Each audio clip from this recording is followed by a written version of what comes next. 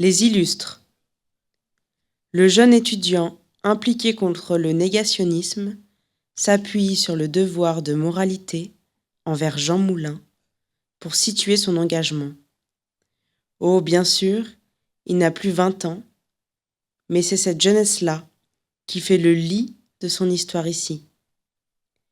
Étudiant, il lutte contre les dérives de ces groupuscules d'extrême droite qui entachent l'université et la piègent dans une représentation erronée, dit-il.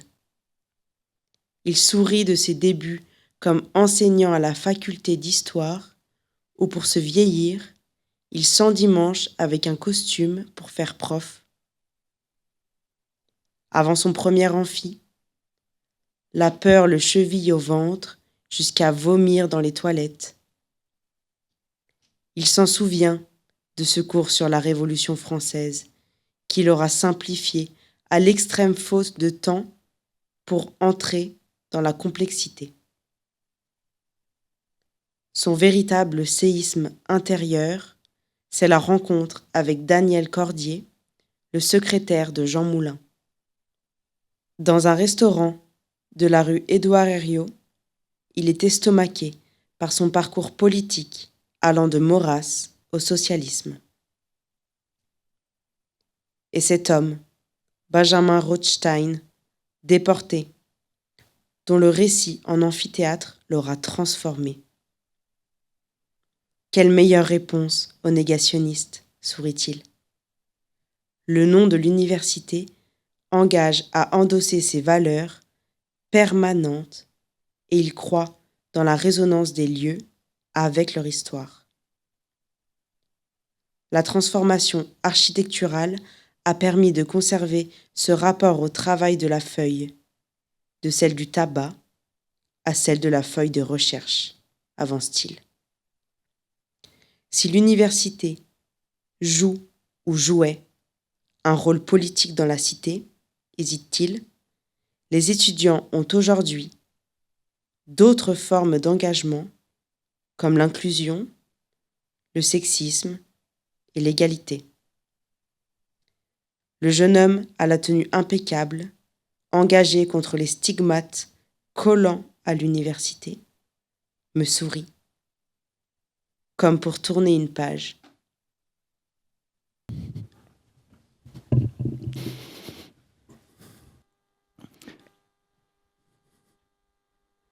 L'université, scène de mémoire avec les archives. Nous allons discuter avec Thibaut Vignerès, archiviste. Et nous allons poser plusieurs questions sur comment l'archive individuelle, paraissant anodine aujourd'hui, peut être récoltée et fabriquer une ressource pour saisir ce qui agite l'université dans la cité. Alors pour démarrer, peut-être on peut saluer la création nouvelle à l'université d'un service d'archives qui est, j'imagine, quelque chose de fort dans sa mise en place, complexe en même temps. J'imagine que vous êtes tué et submergé de documents et que vous inventez un système de classement qui rend à Lyon 3 ses singularités. Moi, j'imagine que 50 ans d'archives, c'est quelque chose de monstrueux et de passionnant, évidemment. Mais je me trompe, n'est-ce pas? J'aimerais bien revenir avec toi sur la fabrication des normes pour fabriquer les archives qui sont non pas pensées par Lyon 3, mais pensées par l'État, et comment ces normes ordonnent la création d'une archive universitaire. Alors effectivement, ce qu'il faut bien comprendre, c'est que quand on dit archive en France, mais comme dans plein d'autres pays, j'imagine, il y a une définition légale. C'est-à-dire qu'effectivement, il y a un code du patrimoine qui dit voilà ce que sont les archives. Alors avec une définition qui est très large, elle dit tout document est archive, par définition. Donc finalement, une fois qu'on a dit ça, on n'a pas dit grand-chose, enfin on a dit tout, donc ça laisse du champ. Et ensuite, on a, par l'histoire de notre pays, qui est une histoire très centralisatrice, très jacobine, une définition par l'État de ce que sont les archives et une définition par l'État de comment on les gère. Et il faut bien comprendre que les archives, pendant longtemps, c'est le pouvoir. C'est-à-dire qu'en fait, l'histoire de l'écrit dans l'humanité, l'écrit, c'est quelque chose qui est beaucoup maîtrisé par les gens qui sont en situation de pouvoir. Donc pendant longtemps, la gestion des archives, c'est-à-dire qu'en fait, à un moment, le temps et les moyens qu'on alloue à la conservation de documents l'a été par des gens qui avaient du pouvoir et qui conservaient les documents qui étaient liés à leur pouvoir. À la Révolution française, on a eu un mouvement important, c'est-à-dire qu'à la fois il y a eu de la destruction, on a voulu détruire les traces du pouvoir d'avant, les traces du pouvoir de l'Ancien Régime, et on a voulu garder, mieux organiser la conservation des traces du nouveau pouvoir qui se mettait en place. Mais ça, dans une optique effectivement très centralisée, très jacobine, qui voulait effectivement araser les particularités locales et effectivement faire fi des privilèges locaux d'avant. Donc ça, c'est le point de départ, qui nous amène aujourd'hui à la situation dans l'université où une université, c'est un établissement public qui est défini effectivement par des règles, définies effectivement par le législateur central, dans lequel on va trouver des documents qui vont déjà avoir une forme d'uniformité parce qu'ils sont produits par des universités qui sont définies par les mêmes règles, et qui en plus, on rajoute le fait que vont s'y apposer des normes de gestion des archives de ces documents spécifiquement, qui sont là encore une fois définis par l'État. Du coup, effectivement, pour répondre à ta question, d'un fonds d'archives qui viendrait souligner les particularités de Lyon 3, la question c'est est-ce que le fonds d'archives de Lyon 3 est vraiment particulier et est-ce qu'on a une approche particulière à Lyon 3 dans la façon de le gérer? La réponse est plutôt non. Ok. Mais alors peut-être revenons sur comment ces normes imposées par l'État, comment elles sont pensées, comment l'État, comme ça, central, a pu imposer et quelles sont ces normes en quelque sorte? Alors, l'histoire un peu, sans rentrer dans les détails, mais de cette législation, c'est que pendant longtemps, il y avait un principe acté, on disait il faut, de manière très générale, garder les traces de l'activité publique pour la transparence. Alors, au 19e siècle, on a une organisation qui se met en place petit à petit, et ça va se codifier de plus en plus, et c'est surtout vers la fin du 20e siècle qu'on va avoir une législation plus importante, parce que aussi les enjeux deviennent plus forts. Les enjeux deviennent plus forts de par la masse, mais aussi parce que justement cette exigence de transparence, elle se renforce, et on a de plus en plus envie de savoir ce que justement le pouvoir de l'État fait des documents. Donc on met en place de la législation, encore une fois de manière assez centralisée, et du coup ce qui va se passer, c'est qu'on va structurer un réseau d'archives publiques qui a une tête de réseau. Alors aujourd'hui, ça s'appelle le Service interministériel des archives de France, qui effectivement va édicter des consignes et va dire sur tel type de document, voilà ce qu'il faut garder. Il faut garder tel type de document, combien de temps, tant de temps. Et il va définir aussi ce qu'on va garder ad vitam aeternam, ce qu'on va garder éternellement dans des services d'archives spécialisés. Du coup, on a ce qu'on appelle des tableaux de gestion, enfin des circulaires, qui nous disent, voilà, dans tel cadre de telle activité, le dossier étudiant, vous allez le garder 50 ans, et puis au bout de ces 50 ans, vous allez en prendre une petite partie que vous garderez ad vitam aeternam pour l'histoire. Alors, pour l'histoire, on garde quelle petite partie? Comment on décide que c'est une petite partie, qui est celle-ci, celle-là ou celle-là? C'est les meilleurs des étudiants, un mix entre les meilleurs, les moyens, les moins bons, ou c'est ceux qui s'appellent A, machin, bidule, ou que sais-je? Comment on fait? Justement, quand on gardait pas tout, la question de garder une sélection, il y a plusieurs modalités qui ont été mises en place. Il y avait l'idée effectivement possible d'un tri qualitatif. On garde le meilleur, on garde le plus intéressant. Et puis il y avait aussi l'idée d'avoir un échantillonnage, c'est-à-dire on voulait quelque chose qui soit représentatif. Alors cet échantillonnage, pendant longtemps, on avait des critères qui étaient assez simples à mettre en œuvre. Par exemple, pour tout ce qui était dossier individuel, on disait les noms qui commencent par BER et les noms qui commencent par TRA. Alors ça avait l'avantage d'être très simple à mettre en place, sauf que ça ne marche pas en fait. N'importe quel sociologue il devrait bondir en entendant ça. Si on fait sur le nom de famille, on a forcément un biais qui est énorme. Il y a des régions, il y a des origines qui passent complètement à la trappe, il y en a d'autres qui sont surreprésentées. Donc aujourd'hui, l'idée c'est plus effectivement de fonctionner avec le hasard sur les grands volumes et de dire si vous avez 10 000, vous en prenez 500 au hasard. Et les 500 que vous aurez au hasard, statistiquement, ont des chances d'être représentatifs, comme font les instituts de sondage, où ils disent on prend tant de personnes au hasard dans la population. Donc, vous mettez en place aujourd'hui le hasard pour choisir? Vraiment le hasard?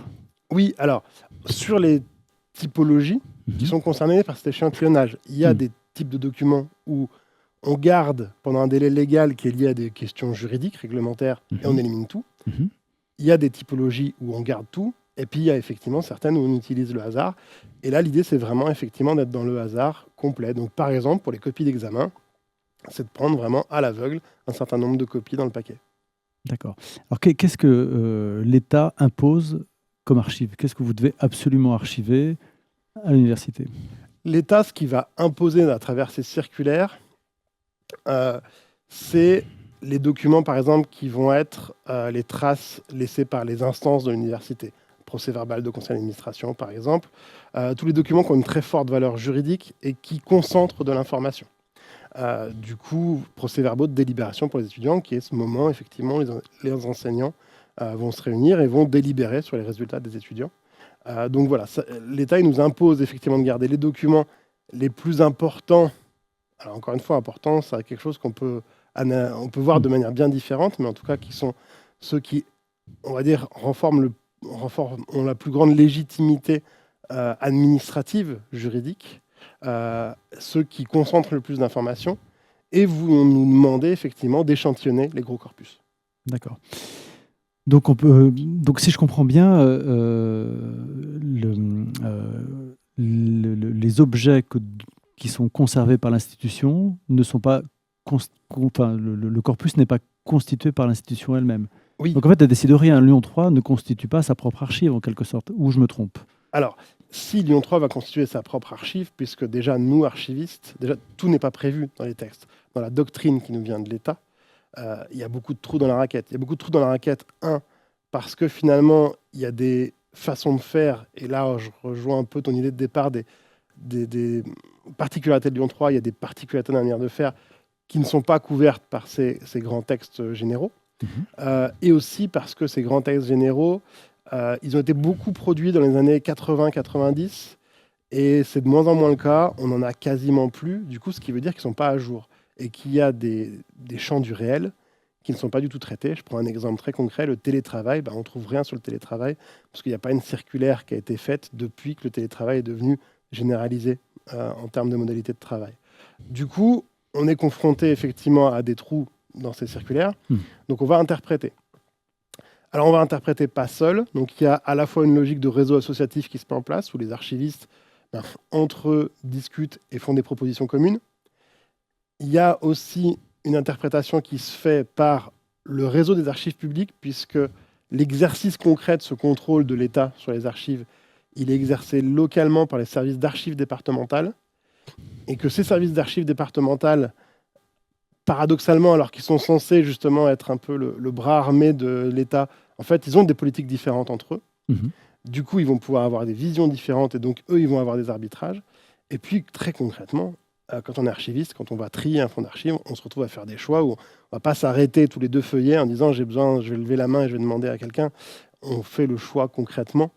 Et du coup, on est amené, parce qu'on a cette idée effectivement de vouloir conserver ce qui va justement être intéressant, mais c'est complexe de le déterminer pour demain. On va à un moment se dire ça, moi je pense que c'est intéressant, donc on va le conserver, même si la consigne de la circulaire, elle ne le spécifie pas. Dans les échanges que moi je peux avoir avec les habitants de Lyon 3, c'est-à-dire les personnes qui y travaillent, ceux qui sont étudiants, etc., ce qui moi m'a frappé pour l'instant, c'est une espèce d'omniprésence de faits historiques. On a parlé un peu de stigmates quand on a parlé de psychanalyse ou quoi. Enfin bon, des récurrences d'un marquage politique. Alors, je ne veux pas en faire le sujet central de ma préoccupation, mais c'est des choses qui reviennent de façon systématique. Bon.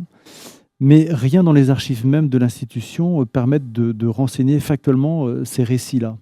C'est-à-dire que la plupart du temps, la production historique, c'est comme si la production historique de l'histoire même de Lyon 3 était souvent le fruit d'acteurs extérieurs, ou en tout cas d'anciens acteurs de l'institution qui, une fois à la retraite, se mettent à constituer leurs propres archives parce que sinon, trivial, sinon tout fout le camp.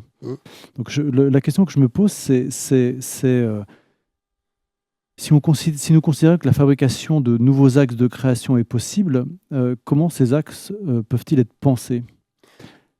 Alors, en fait, il faut distinguer dans ce que tu dis de la production historique. La production historique, c'est le fait d'écrire l'histoire. C'est-à-dire effectivement quelqu'un qui va vouloir écrire ce récit. Et du coup, les archives ne sont pas un récit historique, c'est la source.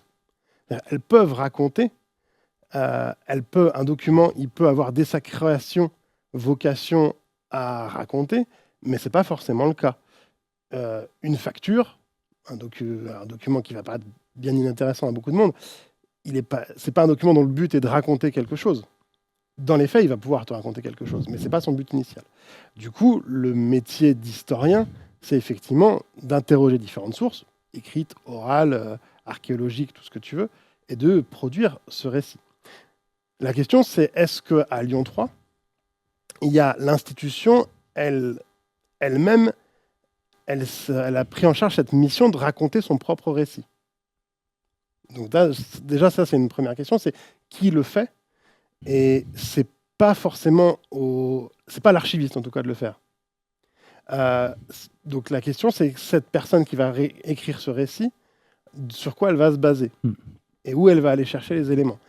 Du coup, j'en viens un peu à la question de, quand tu dis on ne retrouve pas dans les archives ces faits historiques, en fait, ils y sont. Par contre, ils sont peut-être pas saillants. Alors, ils peuvent ne pas y être. C'est-à-dire que peut-être qu'il y a des choses, effectivement, qui n'ont pas été conservées et qu'il aurait été bien intéressant de conserver pour justement faire le récit de cette partition historique, par exemple, ces faits que tu évoques. Mais ils vont parfois y être, mais simplement, ces faits saillants, ils vont apparaître très aplanis dans une masse très importante de documents où ils vont beaucoup moins ressortir. En fait, pour donner un exemple très concret, un enseignant, une personnalité d'un enseignant qui va avoir eu un marquage politique très fort, et je pense que dans le public, tout le monde peut avoir quelques noms qui ressortent. Son dossier, c'est un dossier parmi des dizaines de dossiers d'enseignants, dont pour la plupart, je serais incapable de dire, moi, qu'est-ce qu'il votait, qu'est-ce qu'il pensait. Du coup, ça peut, soit effectivement, il peut y avoir des manques, ou alors on peut moins les voir parce qu'en fait, ils sont d'une certaine manière noyés dans une masse, effectivement, dans laquelle, comme je te dis, on fait des échantillonnages tellement il y en a. Donc aujourd'hui, on a une politique à Lyon 3 qui a mis le paquet, l'accent, en tout cas qui a une vraie volonté de construire sa propre histoire à partir de ses archives, avec des choix, avec des éclairages particuliers sur une typologie de documents ou pas, ou non. Non, le choix qui a été fait par Lyon 3, c'est effectivement un moment de se doter d'une fonction archive, d'avoir des archivistes, pour organiser et pour gérer cette masse. Parce que c'était ça, l'enjeu à la base. C'est qu'il y avait une masse dont on ne savait pas quoi faire. Donc il fallait des gens qui savaient s'y retrouver pour le gérer. Et par contre, il n'y a pas de doctrine, il n'y a pas de politique, il n'y a pas une vision spécifique de Lyon 3 qui dit « nous, sur les archives, on veut obtenir ça ». Ce qui fait que finalement, en tant qu'université, je ne pense pas que notre manière de gérer les archives à Lyon 3 soit particulièrement à part de ce qui se fait dans la plupart d'autres établissements universitaires où il y a des archivistes. Ok, mais on parle bien quand même de la constitution d'une source qui demain pourrait devenir comment dire, un matériau pour des chercheurs qui s'intéresseraient à la constitution de l'histoire de Lyon 3, en tout cas comment l'institution s'inscrit dans la cité. Je veux dire, fait quand même cette source, donc elle est que liée au hasard, que liée à des objets administratifs. Elle n'est pas le résultat d'une pensée politique. Non. D'accord. Enfin, en fait, pas à l'échelle de Lyon 3. Qu'il y ait une pensée politique justement dans cette production de circulaires de normes nationales, peut-être, et encore, finalement, on s'aperçoit que c'est une histoire, comme tu disais, très administrative, l'histoire des archives. Et quand on regarde les circulaires, moi, en tout cas, j'y ai jamais décelé une volonté justement de construire un récit politique derrière.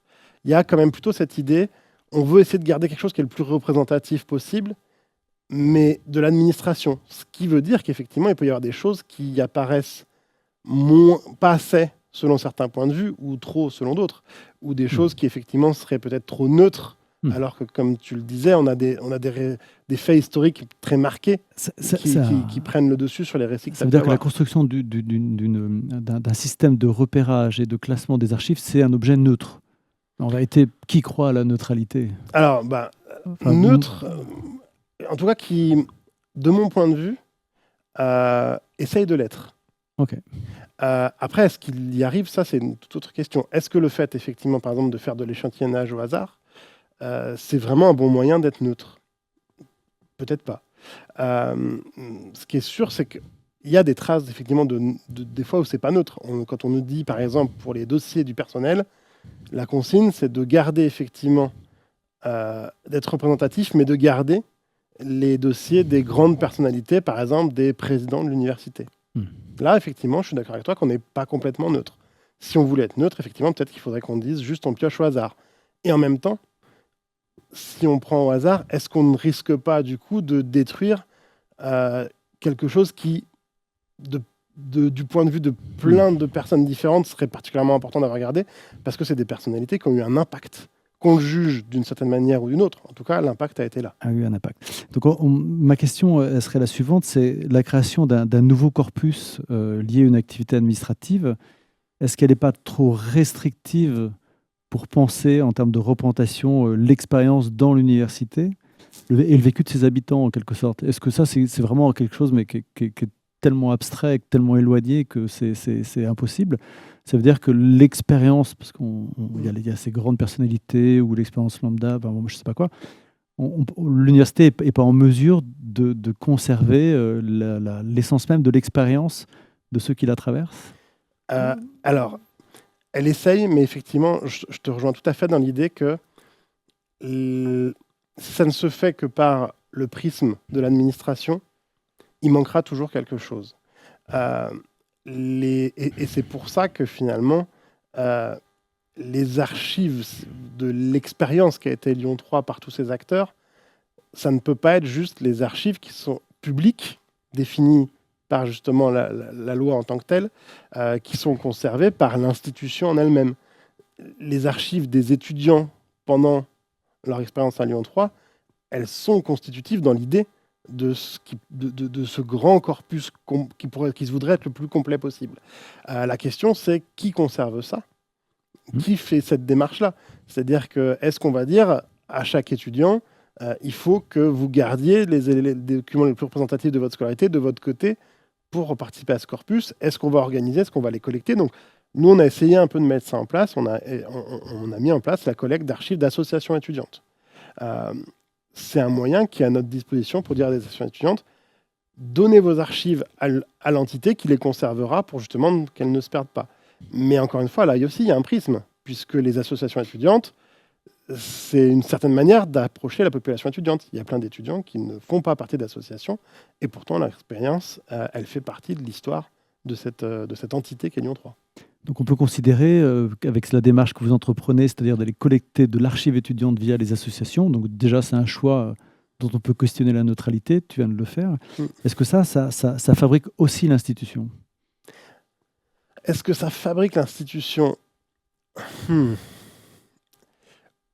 Est-ce que ça constitue à fabriquer la mémoire de l'institution qui permettrait à des chercheurs futurs de comprendre de quoi elle est faite et de ne pas rester sur quelques images comme ça, un peu fantasmées ou politico-fantasmées qui traînent à gauche et à droite? C'est en tout cas l'objectif. L'objectif, c'est effectivement de se dire que c'est un moyen d'avoir accès à des documents qui nous renseignent sur la façon dont les étudiants habitaient ce lieu entre eux, sans que ça passe par une activité administrative, sans que ça passe par une mission de service public qui répond à un cadre législatif. Voilà. Donc c'est effectivement cet objectif-là qu'on a. Parce qu'en fait, il faut distinguer, finalement, il y a Lyon, quand tu parles d'institution, c'est quoi? Si c'est vraiment l'institution, c'est-à-dire ce que font les personnels de Lyon 3 et les étudiants dans le cadre des activités qui sont organisées par cette institution, justement, qui a des personnels, est-ce que c'est tout ce qui se passe dans les murs des campus de Lyon 3? Est-ce que c'est même plus globalement ce qui se passe entre les personnes qui interagissent entre elles du fait de Lyon 3? C'est-à-dire que s'il y a des discussions sur des réseaux sociaux entre étudiants de Lyon 3, est-ce que ça, c'est les archives de l'institution Lyon 3? Pour moi, oui. Mais par contre, moi, j'ai pas aujourd'hui, d'une certaine manière, ni les moyens ni la légitimité d'aller capter les posts sur Instagram entre étudiants de Lyon 3. Ça pourrait tout à fait être intéressant de le faire. La question, c'est est-ce que je peux le faire, en termes de moyens et de droits?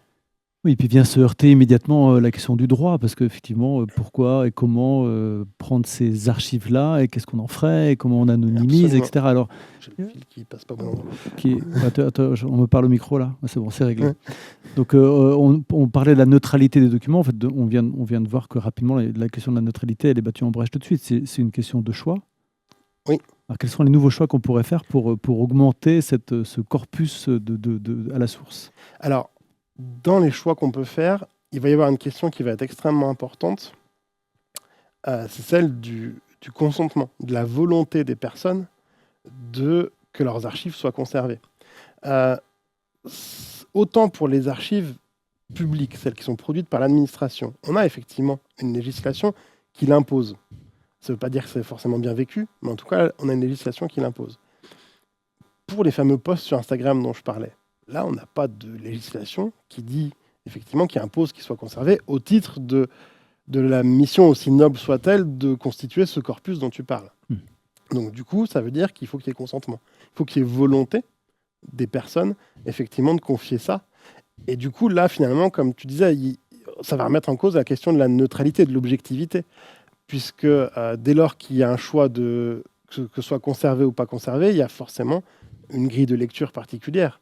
Et du coup, dans le cas, par exemple, nous, des archives associatives, ben, ça se fait complètement sur la base du volontariat des associations qui peuvent tout à fait épurer autant qu'elles le souhaitent en amont les archives qu'elles vont nous confier.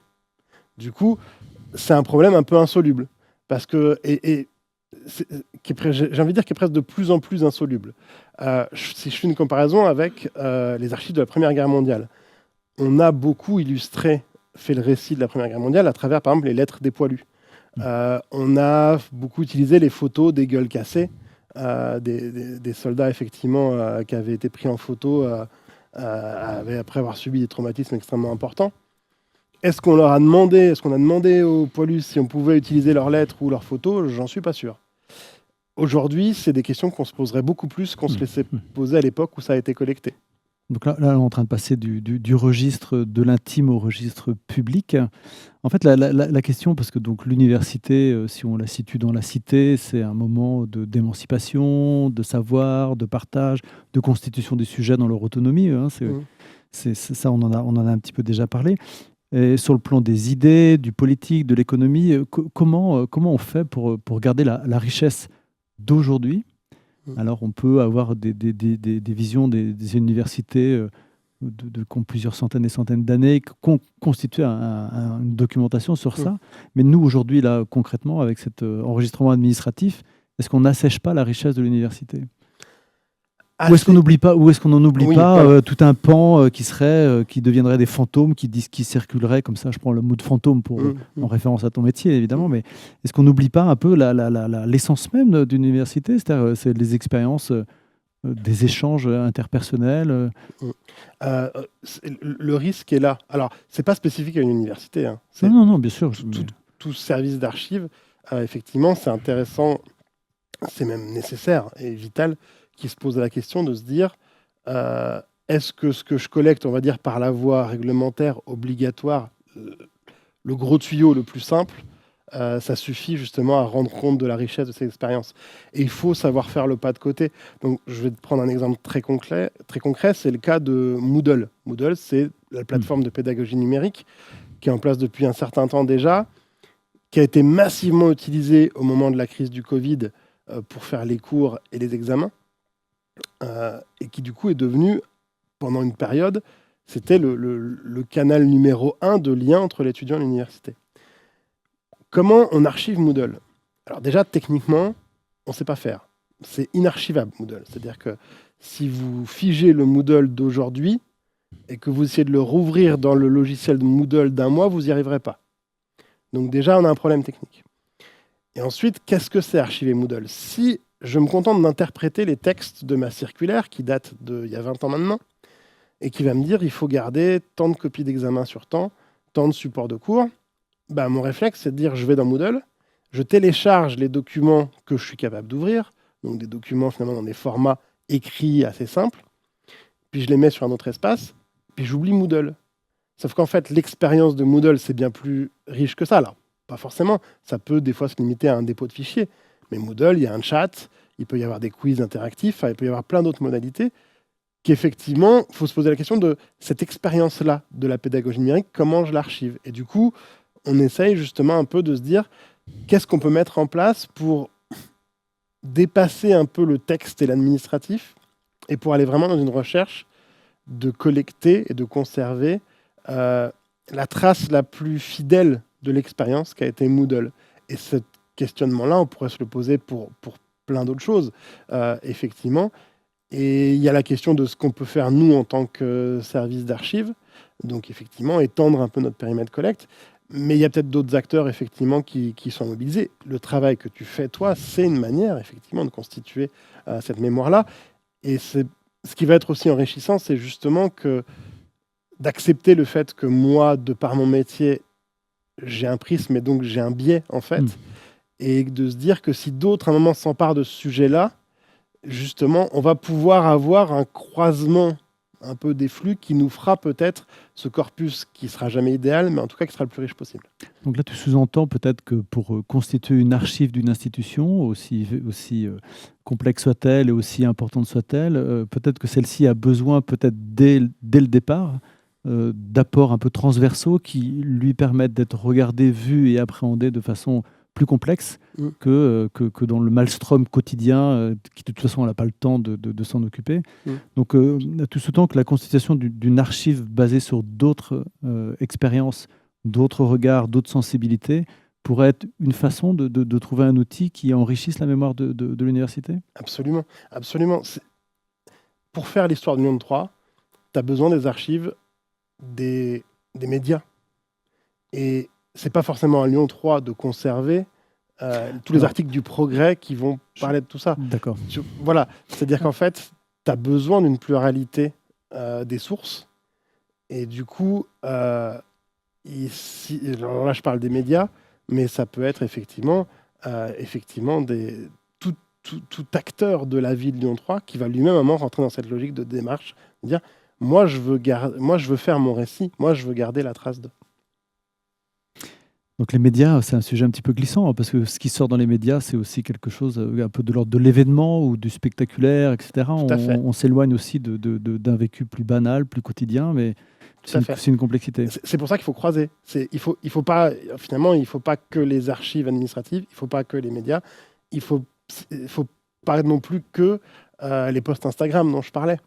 Parce que là aussi, finalement, la logique d'événement, elle va être présente, ou toute source, elle va avoir finalement son biais, sa limite, son écueil.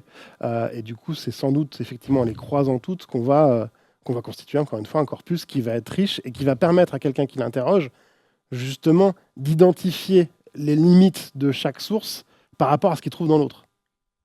Tu veux dire que le chercheur de demain pourra déconstruire certaines choses à partir de la richesse de ce qu'il pourra collecter. Donc la question de la source est quand même une question très politique, non ? Oui, tout à fait. Forcément, comme je disais, archive, c'est pouvoir. Et du coup, dès lors qu'on fait un choix, parce que finalement, la manière d'avoir que ce soit le moins politique possible, ça serait justement d'avoir la politique de tout garder, de dire on garde tout. Toute la masse d'informations et de documents produites par l'humanité, donc tout ce qu'on a dans nos portefeuilles, dans nos placards, dans nos téléphones, on garde tout. On garde tout, on fige, et on donne à ceux d'après. Comme ça, on n'a pas de biais politique, ils auront tout. Sauf qu'en fait, est-ce qu'on peut le faire ? Très concrètement, si on avait gardé toutes les copies d'examen de l'histoire de Lyon 3, il ne pourrait pas y avoir de cours dans la Manu, l'intégralité du bâtiment serait remplie du sol au plafond de copies d'examen. L'enfer. Voilà. Ou le paradis pour un chercheur qui voudrait, à l'avenir, travailler sur l'étude approfondie des copies d'examen. Ah oui, mais j'en doute pas. Je suis plutôt du camp de dire que ça serait peut-être quand même pas mal l'enfer. Mais donc, on peut pas. Enfin, on peut pas. C'est toute une histoire de choix. On pourrait peut-être, mais il faudrait y consacrer effectivement des moyens colossaux. Donc, du coup, on fait des choix. Du coup, forcément, le choix, il est politique.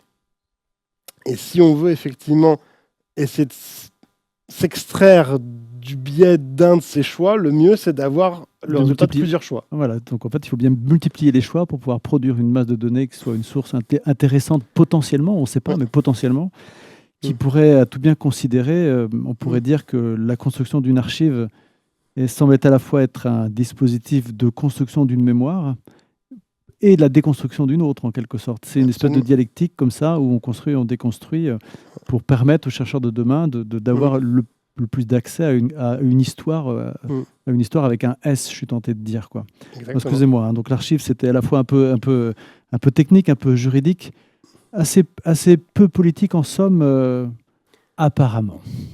Oui, Apparemment. Alors, si je puis me permettre... oui, la politique de qui? la politique de qui? On est encore très lié à des choix politiques qui sont encore une fois très liés à notre histoire nationale à ce niveau-là, de la Révolution française, qui était de dire on veut avoir quelque chose de très centralisé, très homogène. Si on va dans d'autres pays, vous avez des universités qui sont beaucoup plus libres et qui du coup investissent cette liberté dans la manière de choisir ce qu'elles conservent ou pas. Mais les universités sont autonomes, donc on peut aussi considérer qu'elles pourraient, de façon plus explicite, construire un matériau qui permette de s'émanciper d'une petite histoire au profil d'une grande histoire.